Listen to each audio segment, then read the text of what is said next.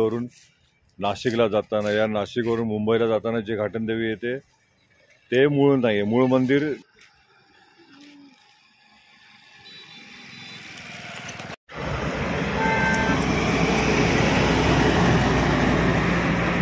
नमस्कार मित्रांनो, ट्रॅव्हल मग सतीशमध्ये आपल्या सगळ्यांचं स्वागत आहे। आज आपण आलो आहोत घाटनदेवी मंदिर, जे कसारा घाट चढल्यानंतर जो पहिल्यांदा मंदिर लागतं घाटनदेवी मंदिर, जे तुम्ही हायवेवरून बघता। म्हणजे जसं मुंबईवरून नाशिकला जाताना या नाशिकवरून मुंबईला जाताना जे घाटनदेवी येते ते मूळ नाही, मूळ मंदिर घाटन कसारा घाटाच्या इकडे आतमध्ये नाही, मूळ मंदिर आहे। तेव्हा इकडे पाहू शकता, हे आता बाहेरचा एंट्रन्स आहे, हा बाजूचा असा परिसर आहे। जेमतेम 110 किलोमीटर, आणि जर तुम्ही नाशिकवरून येत असाल तर 45 किलोमीटरवरती हे मंदिर येते। घाटनदेवी मातेची श्री दुर्गा सप्तशतीत शैलपुत्री ब्रह्मचारिणी चंद्रघटा कृष्णांडा स्कंदमाता कान्यापानी कालवक्रात्री महागिरी महारिद्धी महागौरी व रिद्धी सिद्धी असे विविध रूप आहेत। यातील पहिले रूप म्हणजे शैलपुत्री म्हणजेच घाटनदेवी माता आहे। घाटनदेवी हे इथलं मूळ मंदिर हे आहे, म्हणजे आधी जुनं जे स्ट्रक्चर होतं ते तोडून आता हे नवीन इकडे बांधकाम केलेलं आहे। तेव्हा आता हे सुंदर नवीन असं मंदिर बनवलेलं आहे, पाहू शकता। हा बाजूचा परिसर आहे।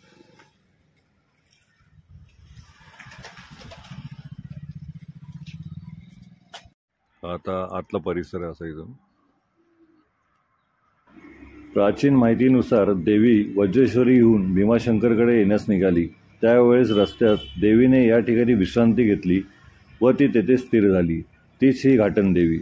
शैलाधिराज तनया म्हणून या देवीची मोठी ओळख आहे। वज्रेश्वरीहून भीमाशंकराकडे प्रयाण करत असताना देवी येथे विश्रांतीसाठी थांबली अशी प्राचीन माहिती आहे। नैसर्गिक वातावरण आणि सुंदर परिसराने मोहित होऊन देवीने येथे मुक्काम ठोकला अशी पुरातन कथा आहे। या मंदिरासमोरच ऊंटदरी नावाचे सृष्टी सौंदर्याने नटलेले ऐतिहासिक स्थान आहे। कल्याणचा खजिना लुटून उंट याच दरीत लोटले होते, यामुळे या दरीला उंटदरी असे नाव पडले। त्याचाच अपभ्रंश ऊंटदरी असं झाल्याने इतिहासात नमूद आहे। प्राचीन जीर्ण मंदिर पडून गेल्याने गावातील भाविकांनी 2 ते 3 वर्षाच्या अथक परिश्रमानंतर मंदिराची उभारणी केली।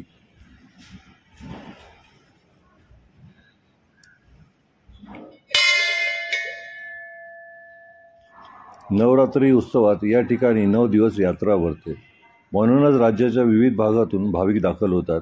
येथे भाविकांची पहाटे 5 पासून रात्री 10 पर्यंत दर्शनासाठी गर्दी होत असते। नवसाला पावणारी घाटनदेवी म्हणून देवीची ख्याती आहे। आपली मनोकामना पूर्ण झाल्यावर येथे प्रत्येक भाविक पितळी घंटा देवीचरणी वाहतो, तर बरेच भाविक येथे जाऊळ, सत्यनारायण पूजा, दुर्गा सप्तशती पठण पारायणे करून नवसाची पूर्ती करीत असतात। प्रत्येक नवीन निवडणुकीसाठी प्रचाराचा नारळ येथे वाढविण्यात येत असतो। त्यामुळे घाटनदेवी माता तालुक्याचे ग्रामदैवत बनले आहे। नवरात्री उत्सवात काळात येथे अहमदनगर, राजूर, अकोले, जव्हार, मोखाडा, ठाणे, कल्याण, मुंबई, जळगाव, भुसावळ, अमळनेर, चोपडा, छत्रपती संभाजीनगर, जालना, बीड, नाशिक, मालेगाव आदी भागातील भाविकांची उपस्थिती असते।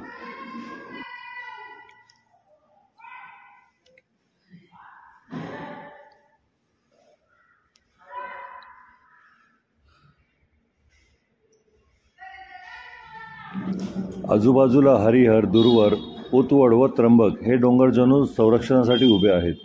मंदिर आता आधुनिक रूपात असले तरी त्याला इतिहास मोठा आहे। दस्तूर खुद्द शिवाजी महाराजांचे पाय या मंदिराला लागले होते। मुंबई व नाशिकहून प्रवास करणारे भाविक येथे हमखास थांबून देवीसमोर नतमस्तक होतात।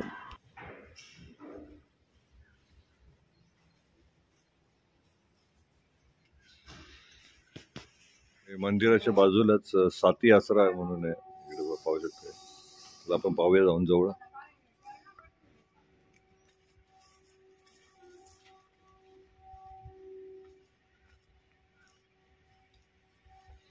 पाहू शकता, याला साती आसरा असं म्हणतात या देवस्थानाला।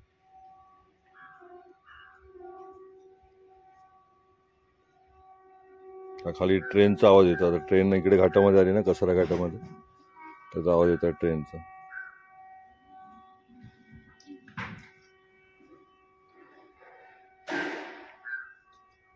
चला तर भेटूया आपण आता दुसऱ्या व्हिडिओमध्ये. व्हिडिओ आवडल्यास व्हिडिओला लाईक करा, कमेंट करा, शेअर करा.